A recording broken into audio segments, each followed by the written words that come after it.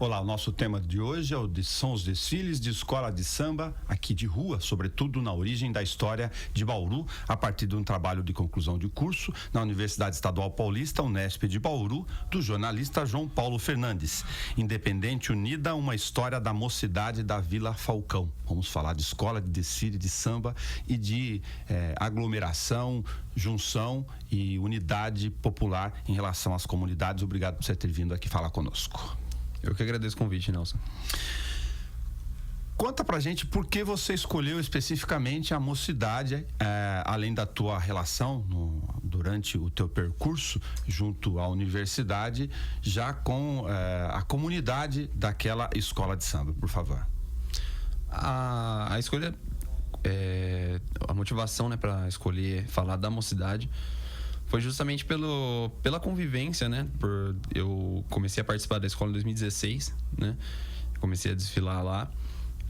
E foi justamente por aos poucos conhecer, né, dessa história toda, dessa pausa, né, que aconteceu juntamente com a interrupção do carnaval, né, que acabou dividindo a história da escola em dois momentos.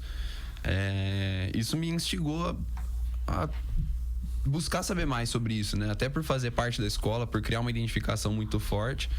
E ao mesmo tempo encontrei muitas pessoas dispostas a falarem sobre isso, né?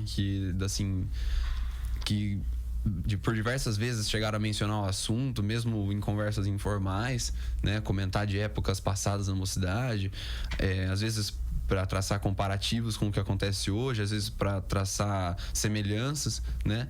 E por saber que boa parte das pessoas que estavam envolvidas na criação daquela primeira escola foram as mesmas que resgataram e fizeram renascer a escola que atua até hoje, desde 2014. Como pesquisador, ao longo do trabalho de conclusão de curso de comunicação social em jornalismo, como você vê os registros de história, se a cobertura da imprensa, de todos os veículos, sobretudo do impresso, que acaba ficando com material talvez mais denso do ponto de vista ainda do papel, hoje também na internet, mas de que forma você vê o registro da história de escolas de samba, que é um evento, uma agenda consolidada em Bauru? Durante o processo de pesquisa, eu consegui bastante material, consegui encontrar bastante coisa, mas eu percebi também que muita coisa já se perdeu, principalmente com relação ao impresso. Eu acredito que deve ter havido na época, né, uma veiculação muito maior, com relação aos desfiles, com relação até matérias semelhantes com o que acontece hoje, né, de preparação para o carnaval, que a gente vê as emissoras da cidade, o jornal, as rádios gostam de passar nas escolas, né, fazendo um esquenta, né, falando um pouco da preparação. Acredito que na época já devia haver bastante coisa disso, mas eu percebi que muita coisa se perdeu. Então, assim, em questão de comparativo, eu não consegui fazer isso muito forte, digamos assim, no trabalho. Mas você encontrou farto material? Não? Só a questão factual mais dos desfiles, da cobertura, da proximidade em si do carnaval, como nós estamos fazendo aqui, embora a gente esteja contando e falando de história, ou uma outra relação do ponto de vista de conteúdo? Não, foi mais factual. O que eu encontrei foi mais factual, eram coisas mais pontuais. Então, por exemplo, falando do desfile e tal, de algum acontecimento decorrente do carnaval. Encontrei bastante coisa, principalmente com relação ao começo dos anos 2010, né? 2008, 2009, que foi quando começou a movimentação para a retomada do carnaval na cidade, né? Com relação a esse período, eu achei bastante coisa. Foi algo que estava além dos desfiles em si, né?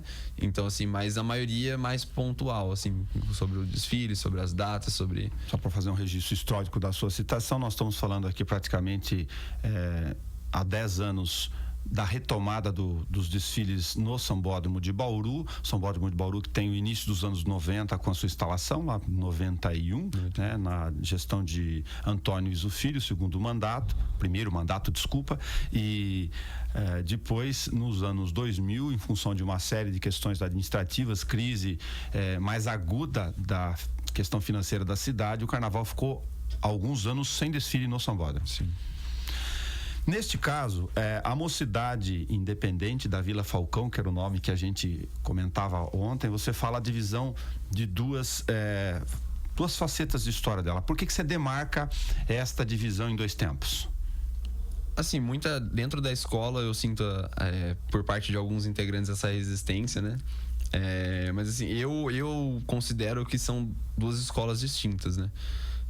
Apesar de serem, como eu mencionei anteriormente, basicamente as mesmas pessoas que fundaram a Mocidade Independente, as responsáveis por fundar também a Mocidade Unida, eu entendo que assim, é um outro contexto, em primeiro lugar, né? São aí, oficialmente são 8 anos, né? Mas assim, basicamente uma década de interrupção de uma cultura que vinha muito forte, né? Então assim, é um outro contexto. Você sai de um auge, né, onde os desfiles, onde as escolas de samba tinham um status, uma relevância muito grande para a cidade, e entra em um outro que muita coisa já se perdeu. Então assim, o trabalho de resgate de toda essa importância, essa cultura é muito maior, né? Muita gente que participava saiu da cidade, muita gente que participava chegou a falecer, muita gente abandonou o carnaval simplesmente, né, por conta da interrupção. Então assim, muita coisa mudou, né? O próprio carnaval em si se atualizou muito, teve muitas mudanças. A gente aqui no interior se baseia muito no que acontece nas capitais, principalmente Rio e São Paulo, né? Então assim, retomar tudo isso, acompanhando todo esse fluxo de mudança, eu entendo que é um outro contexto. Então assim, por mais que sejam as mesmas pessoas, mas o nome mudou, as cores mudaram, né? A época mudou.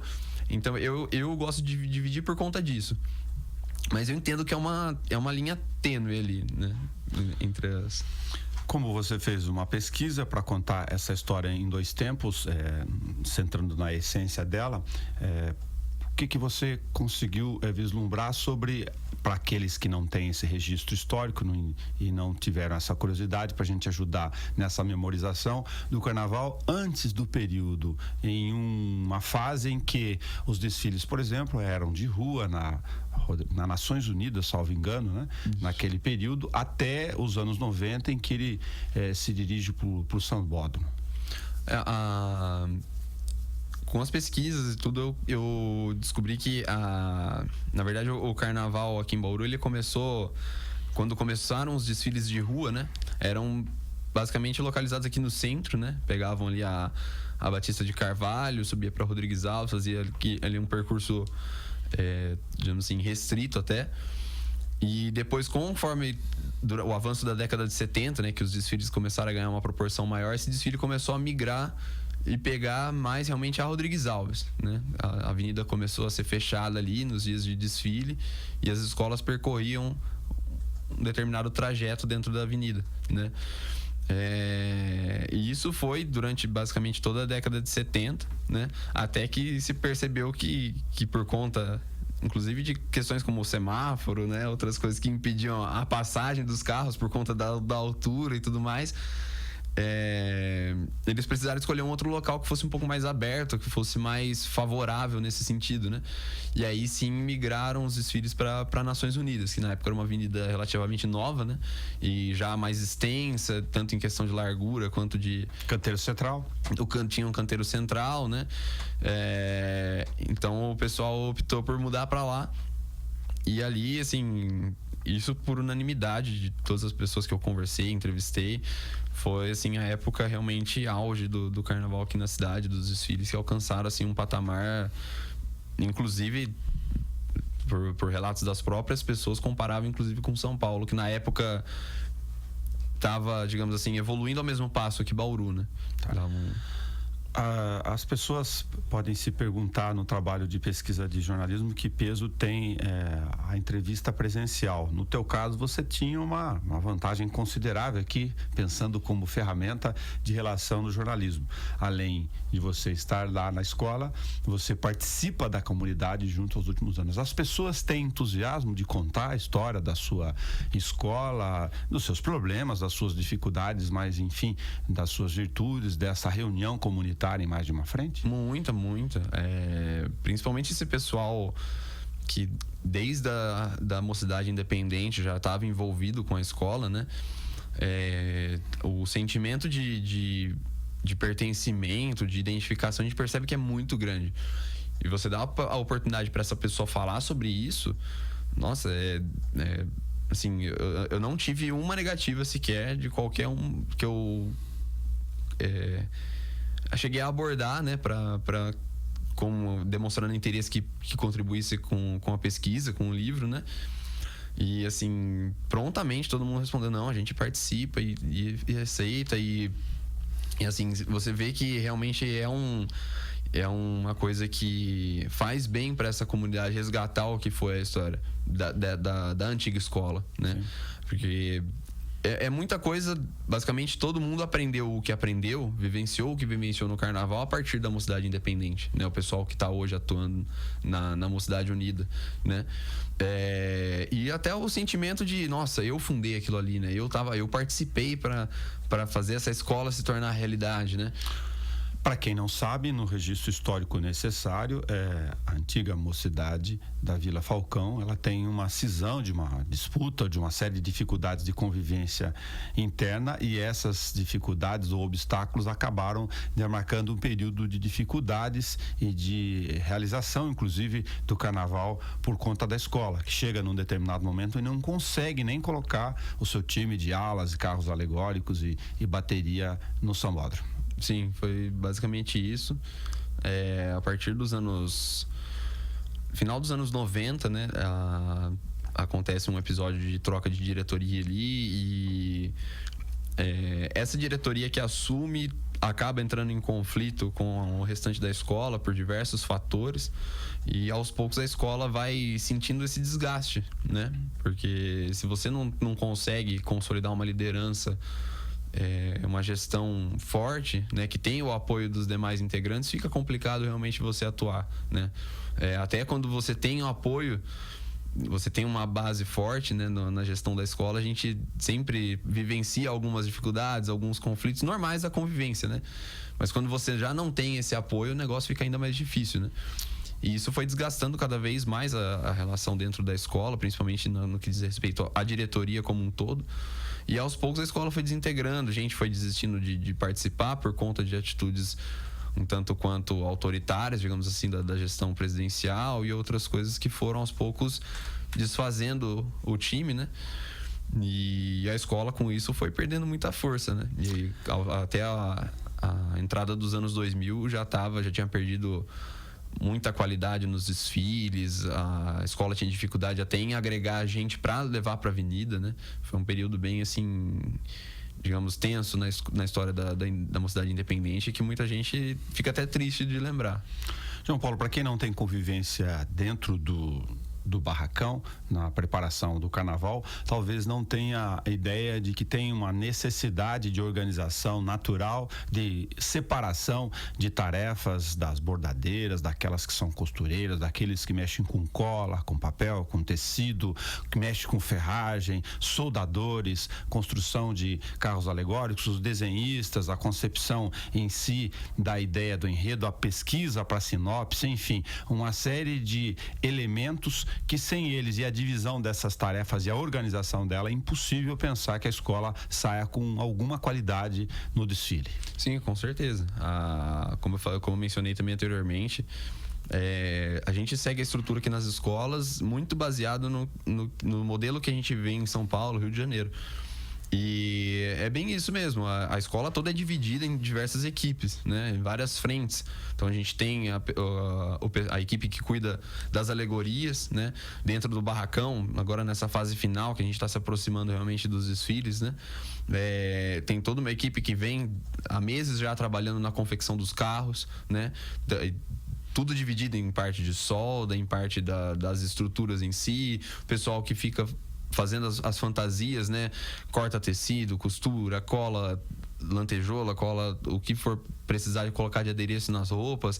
É todo um trabalho organizado. A gente tenta se unir da melhor forma, dividir esses encargos, né? Para cada um conseguir contribuir de alguma forma para realmente envolver a comunidade que participa, que está junto ali na escola, né? Que não é pouca gente, né?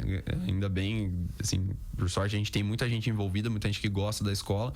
Então, assim, fazer com que essas pessoas participem é uma forma de realmente fazer elas se sentirem parte daquilo tudo, né?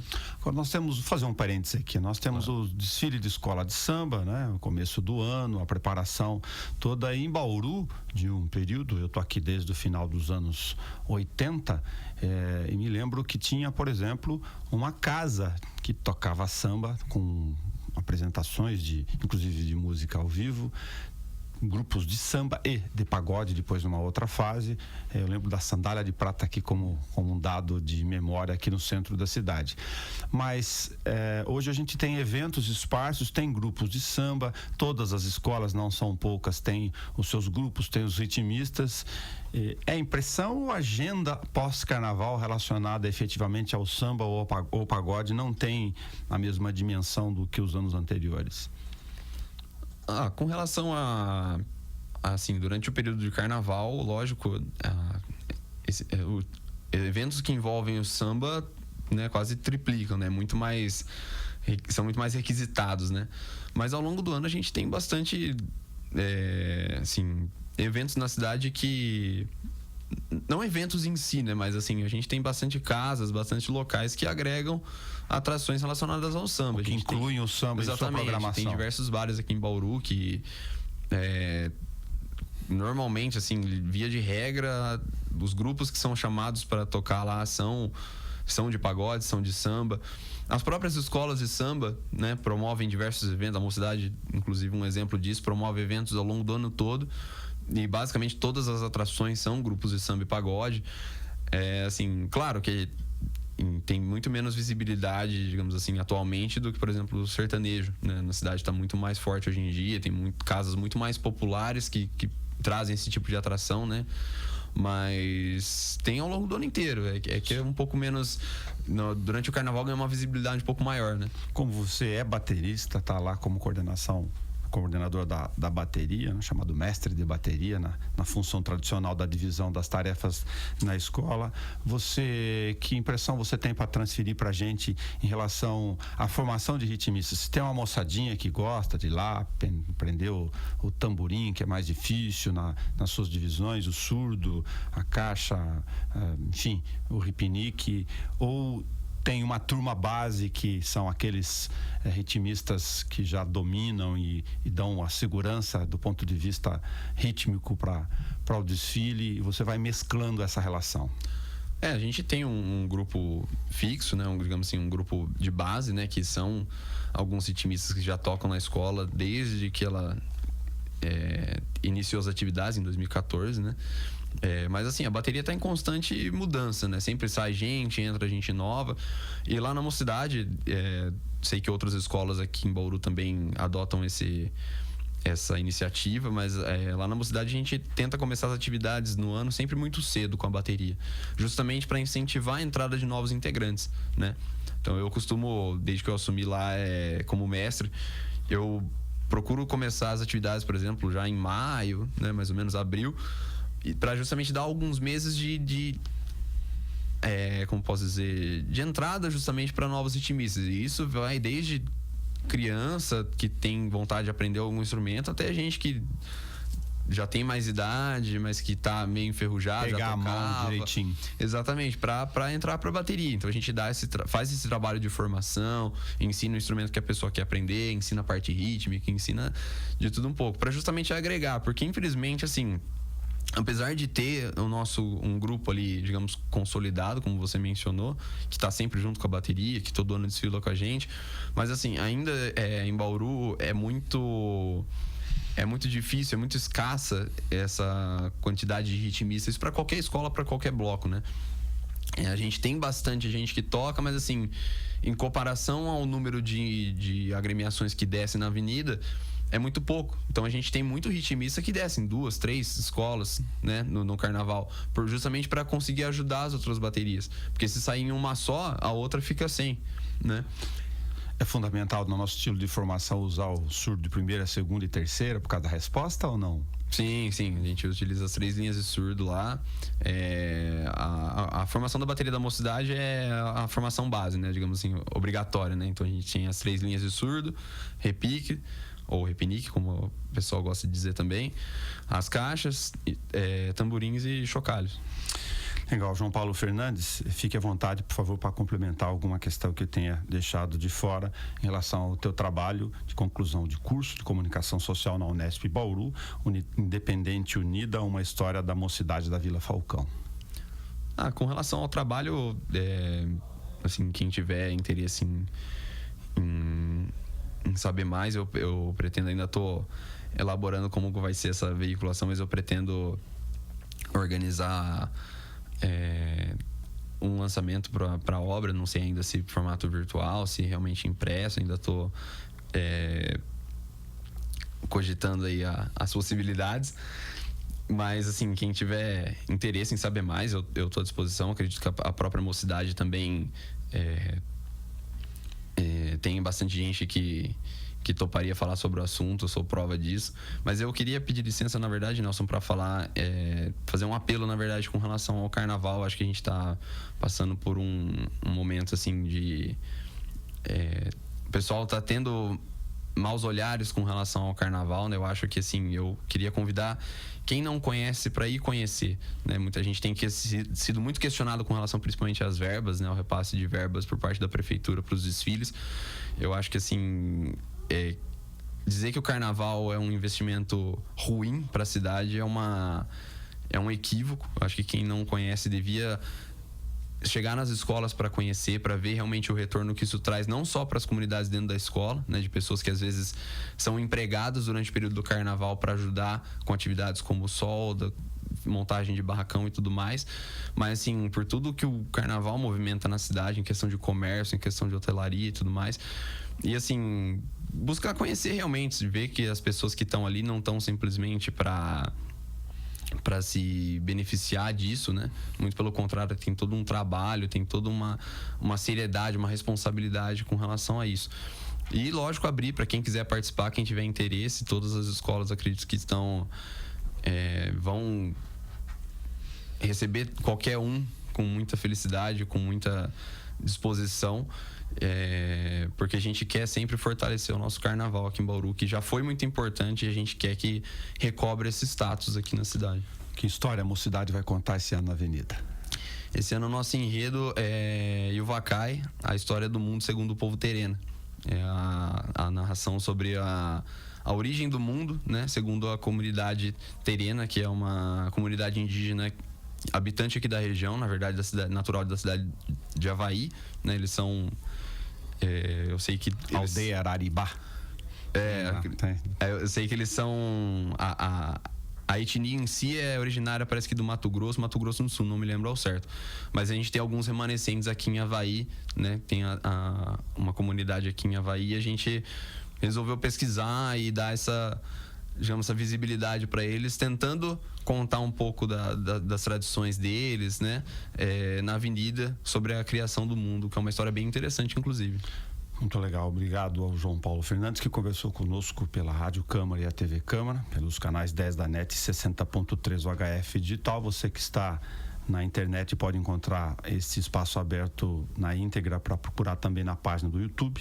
O trabalho de conclusão de curso, a gente fala TCC, na Universidade Estadual Paulista, Unesp de Bauru, Independente Unida, uma história da mocidade da Vila Falcão. Obrigado a Carol Garcia e o Rafael Marobo, que nos acompanhou pela rádio e a TV Câmara. Até o nosso próximo encontro.